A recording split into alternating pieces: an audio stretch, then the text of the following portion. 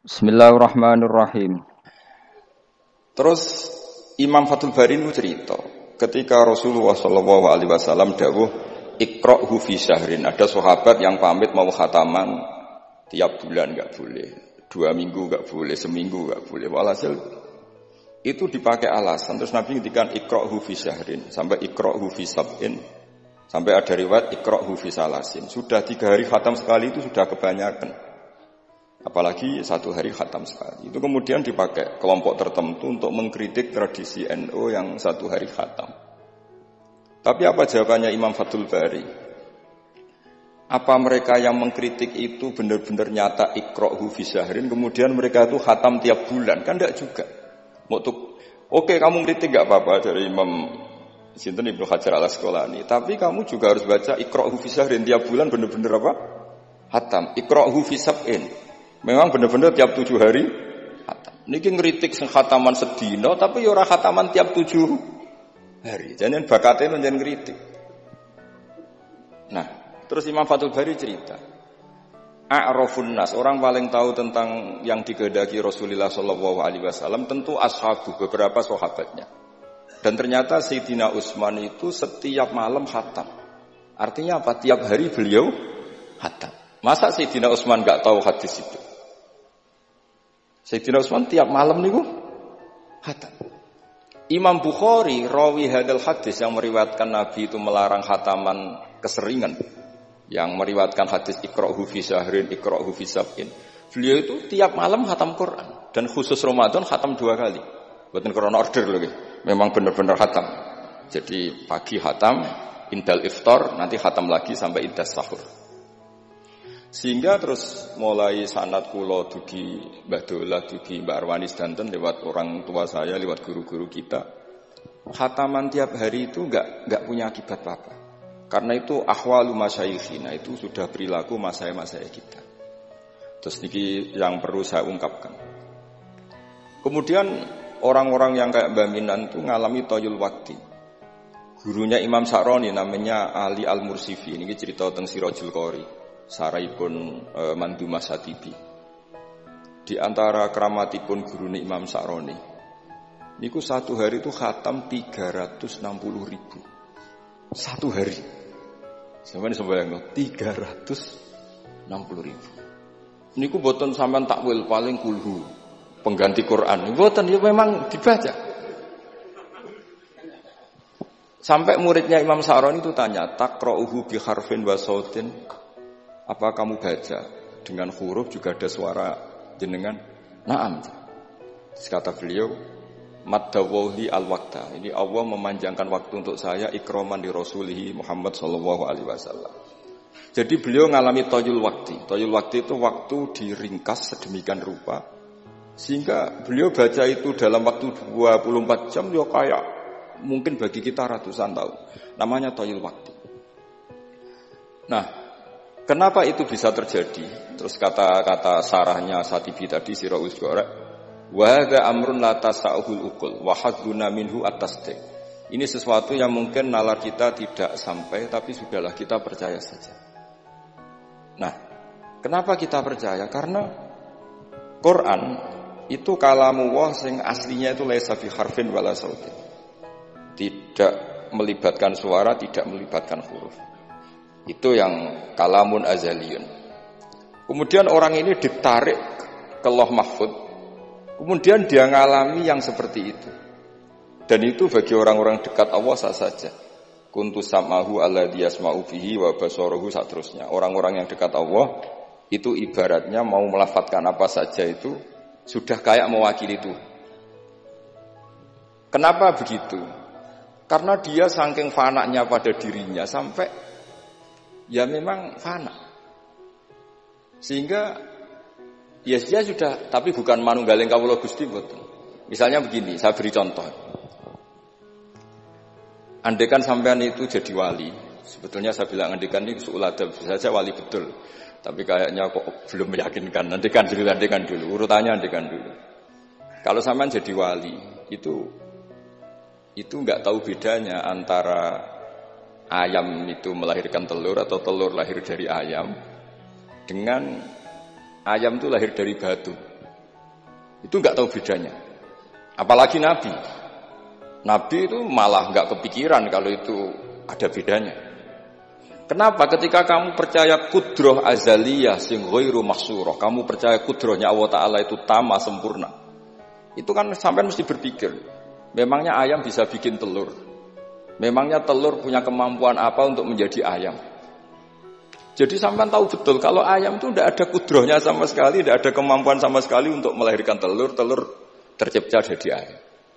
Artinya apa? Meskipun sesuatu itu sudah adi, sudah biasa, tetap yang ada adalah kudratullah, bukan hukum adat yaitu ayam menelur.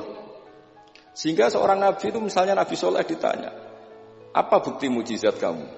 Saya minta unta keluar dari batu besar ini. Dari Nabi Soleh, ya enggak apa-apa. Karena beliau itu tahu betul ketika unta lahir dari unta, itu memangnya unta bisa apa? Memangnya unta iso gawe unta, ayam iso gawe telur. Semua itu ada kudroh azaliyah, ada kudrohnya Allah. Nah wali dan apalagi nabi itu tahu betul itu. Sehingga ya, nggak ada bedanya. Misalnya para nabi sampean tanya, ayam bisa melahirkan telur, apa batu ini bisa melahirkan telur? Ya jawabnya bisa. Sehingga ya betul lah, terus ada Nakotu Soleh itu keluar dari apa? Batu. Dan Nabi Soleh biasa saja, karena beliau memang Nabi. Rasulullah ketika sahabatnya kelaparan, terus diundang Jabir, masakannya sedikit. Ya beliau bilang, ini masakan harus jadi banyak. Ya banyak, untuk orang sekian ribu cukup. Ketika sahabat kurang air di padang Sahara, gitu, sahabat bingung nyari air, Nabi malah sari, masyhur. Sari, terus ya santai aja ketika beliau dilapuri kurang air, terus ya sudah minum air dari sini, terus fana ba'al ma' min baini asofi'i. Karena Nabi itu orang yang tidak bisa didikte oleh hukum adat, sehingga tidak terus ayam ini bisa melahirkan telur, berarti mungkin. Kalau batu enggak melahirkan telur, tidak mungkin. Terus kamu bilang ini mungkin, ini tidak mungkin. Itu kita kalau di matolek kan diajari. Padahal mungkin tidak mungkin berdasar hukum adat, bukan berdasar kudrohnya Allah Subhanahu wa ta'ala. Nah, orang-orang yang sudah begini masalah rezeki juga gitu. Soalnya sementing para pangeran, mosok dimbarno pangeran. Akhirnya sudah sementing muamalah mbek Allah. Makanya ada cerita seorang Habib, dia enggak punya pekerjaan, terus setiap hari dia sholat, tiap pagi ngantor. Ternyata dia ke mushola atau ke masjid sholat. Terus kata Habib itu, ya Allah, semua orang yang kerja engkau gaji, maka saya ya harusnya engkau gaji. Iku yo terus sugih, tapi bukannya ditiru ora ya. Jadi dene apa ngantor ya ora di kantor, wis ngantore ning masjid salat. Tapi ini enggak boleh gaya-gayaan loh, yang sudah makomnya seperti itu. Ora sampean gak makome ribet. Tapi ini cerita ya, kalau tak belajar Quran.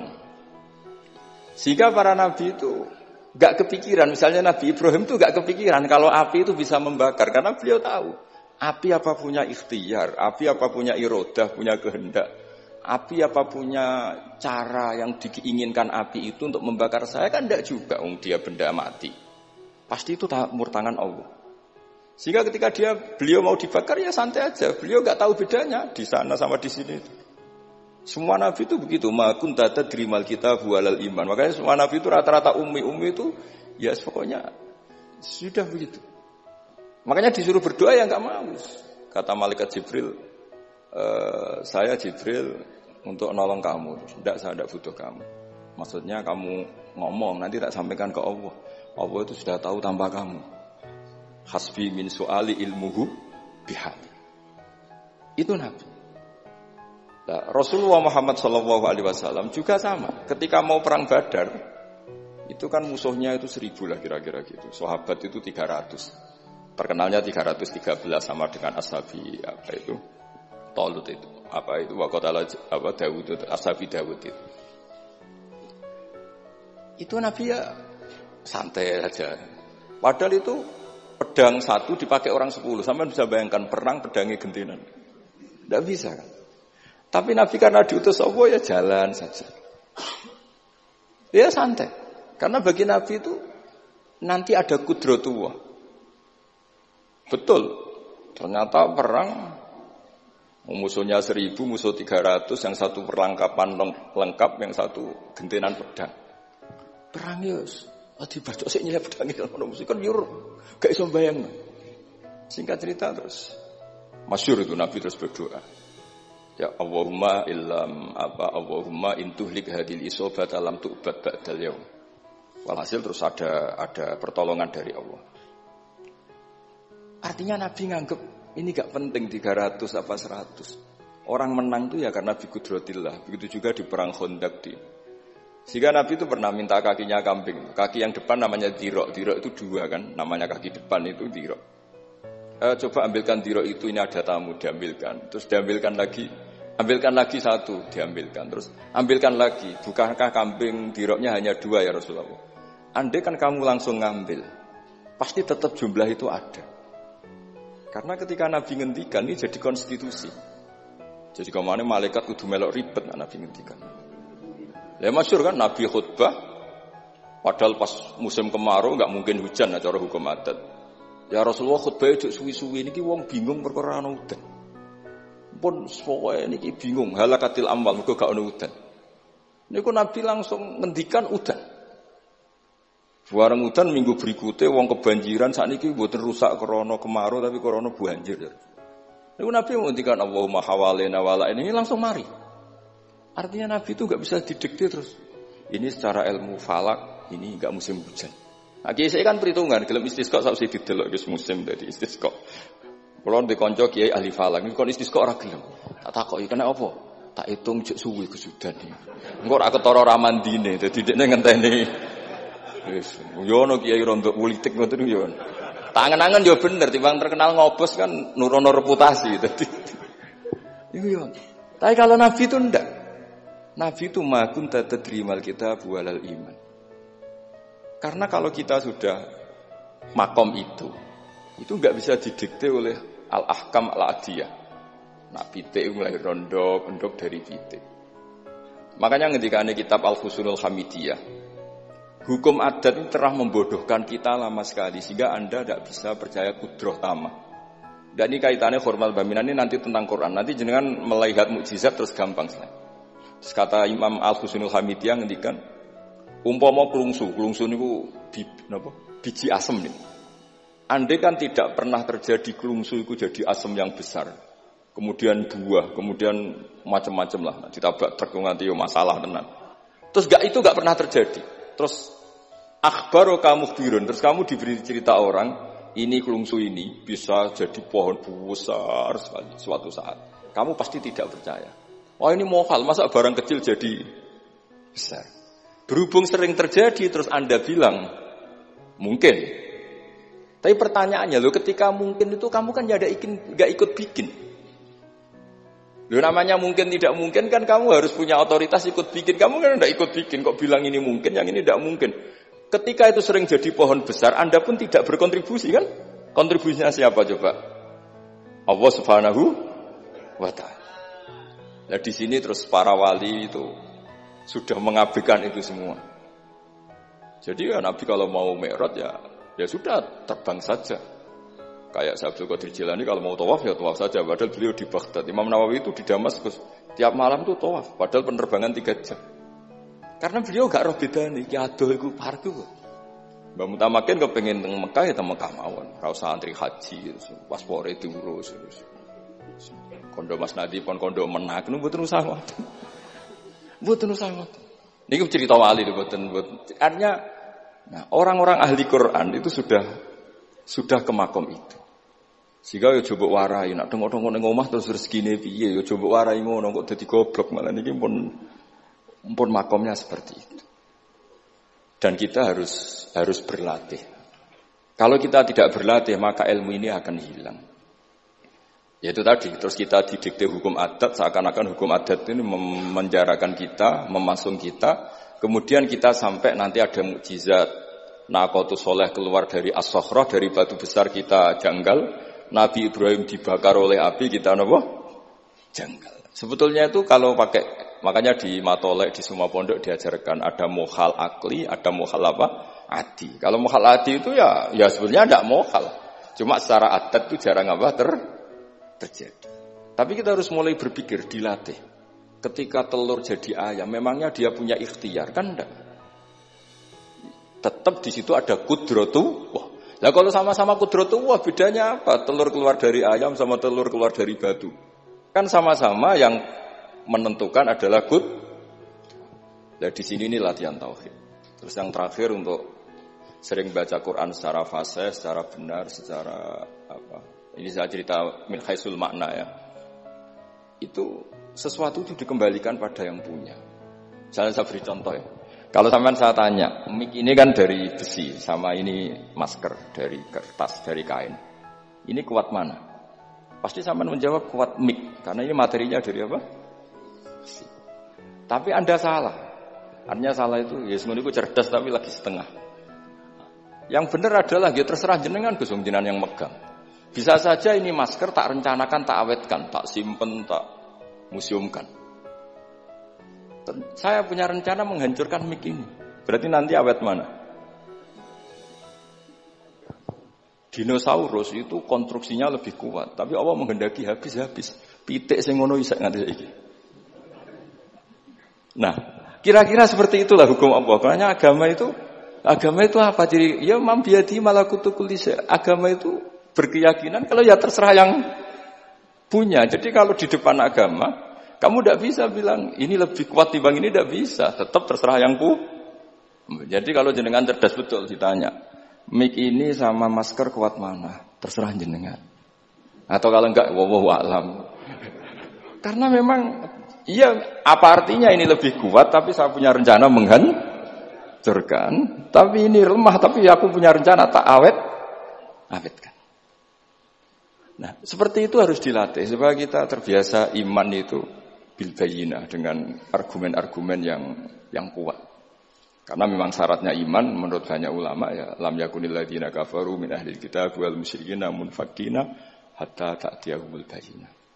Jadi sehingga semua rasul itu punya kecakapan itu. Makanya nanti kalau suatu saat jenengan dekat ajal, dekat apa, itu harus begitu juga dilatih. Ketika saya hidup ya tidak bisa mengatur kehidupan saya, cara kerja jantung, cara kerja organ tubuh kita. Sebenarnya kita hidup kan hidup saja, kita tidak tahu kenapa hidup. Tapi sawangannya nak wis mangan menjaga kehidupan. Sawangannya nak wis berobat menjaga apa? Kesehatan. Tapi kita bisa apa di depan kudratullah? Jadi harus dilatih terus. Karena ini ngaji bagi yang ahli Quran itu sekolah suwun. Adat kados Mbah Minan, Mbah Dimyati, beberapa ulama yang enggak keluar kamar itu mulai dulu juga ada. Itu juga satu manhaj, karena sudah asik dengan Allah maka asing mengalami wahsah dengan yang lain. Tapi juga ada ulama yang milih kumpul orang banyak sehingga manfaati orang banyak.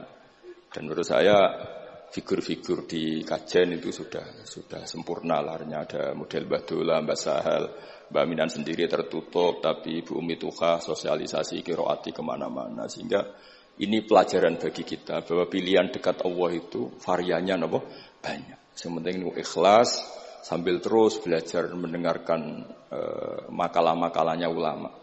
Karena makalah ulama ini penting. Kita kalau nggak diwarai ulama itu tidak bisa cara berpikir bersanad. Saya sering didhawuhi Mbah Mun, ihdinas siratal mustaqim itu siratal ladzina an'amta 'alaihim. Kenapa tidak sirataka, jalanmu ya Allah? Fa inna Allah ta'ala la ya'kul wa la yashrab wa la yanam. Allah itu enggak makan, enggak tidur, enggak apa-apa. Terus kita bisa niru apa, Pak? Tapi kalau siratal ladzina an'amta 'alaihim artinya thariqullah adalah dengan mengikuti orang-orang yang telah diberi nikmat. Jadi kita niru Mbah Dola, niru Mbah Arwani, niru orang-orang baik. Karena kita enggak bisa niru Allah. Makanya setiap Allah cerita orang kebaikan, cerita kebaikan itu pasti cerita aktor-aktornya.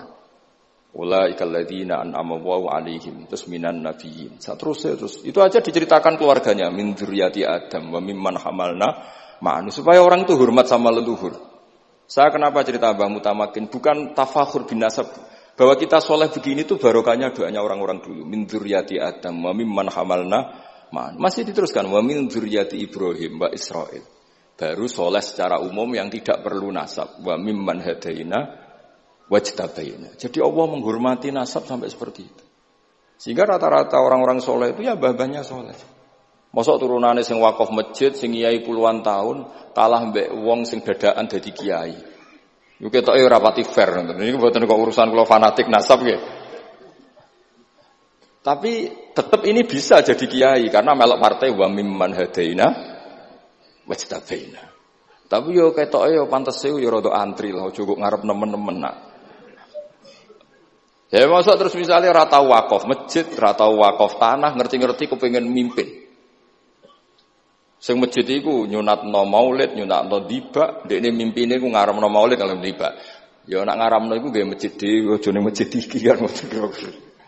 Terus Allah itu saking reganine tiang-tiang soleh dulu itu sampai ketika cerita orang baik itu pasti cerita mbah-mbahnya. Wa kana abuhuma sholihah. Ketika ada orang diperhatikan Nabi Khidir itu pertimbangannya wa kana abuhuma sholihah. Itu dalam kitabnya Said Muhammad, abuhuma itu abuhu as-sabi'. Jadi bapak yang ketujuh dari Hulam ini, bukan bapaknya pas. Kayak Mbah Mutamakan sekarang sudah turunan keberapa, tapi barokahnya sampai sekarang. Jadi selalu ada cerita itu. Makanya disebut ta'allamu ansabakum matasiluna bihi arhamakum. Kamu harus kenal nasab-nasab kamu supaya kamu bisa menyambung rahim-rahim kamu. Kemudian nasab yang gen ini khusus umatnya Rasulullah SAW, alhamdulillah ditambah nasab sebab. Jadi misalnya para habaib itu jelas mulia sekali karena dzurriyyah bad'ah min Rasulillah.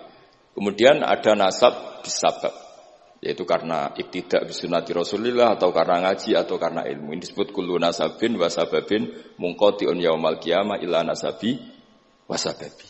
Sehingga ada orang yang benar-benar ahli bait karena gennya kayak Sayyid Hasan, Sayyid Husain, tapi ada orang yang diaku keluarga Nabi karena amalnya kayak Salman Al-Farisi ketika beliau punya ide cemerlang di Khandaq, Nabi memujinya dengan apa? Salman minna ahlal bait. Jadi niki artinya gini, jenengan meskipun tidak keluarga Mbah Minan secara gen karena yang keluarganya ya tentu Mas Fatah dan saudara-saudaranya, tapi kita bisa menjadi keluarga beliau karena amal dan karena mahabbah. Nggih ngoten mawon nggih sing ndonga nggih ampun kula lah. Wis nurut mawon daripada niki bentrok nggih ribet.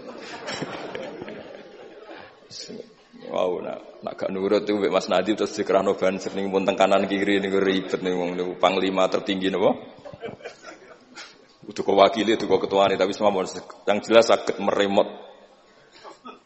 Nggih, monggo berdoa Al-Fatihah. A'udzubillahi minasyaitonir rajim.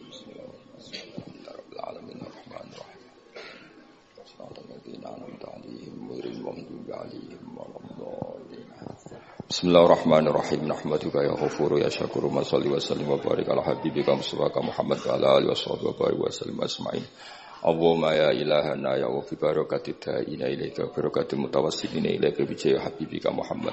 Ighfir ya awwalim ba Ahmad minnan Abdillah salam wa ali darajatihi fil jannah wa barik fi ahlihi wa fi dzurriyyatihi ya Allah. Allahumma ya ilahana ya ij'alna ya aminin mutmainin alladzina la khaufun 'alaihim wa lahum yahzanun. Waj'alna salimin wa nimin mu'afin min kulli bala'in dunyal akhirah. Waj'al ya Allah himmatan al-ulya fi hadhihi ad-dar'i kalimatika ya Allah. Hatta nakuna ya wa khudamatan li syari'atika wa abnaina ya Allah wa abnaina fi khidmati syari'atika al-gharra al-bayda lailuha kanahariha ya Allah. Aqimna fi dzalika wa inna ala dzalika ya Allah. Rabbana atina fid dunya hasanah fil akhirati hasanah wa qina adzabannar. Sallallahu alaihi sayyidina Muhammad sallallahu alaihi wasallam. Subhana rabbika rabbil izzati amma yasifun wa salamun alal mursalin. Alhamdulillahi rabbil alamin.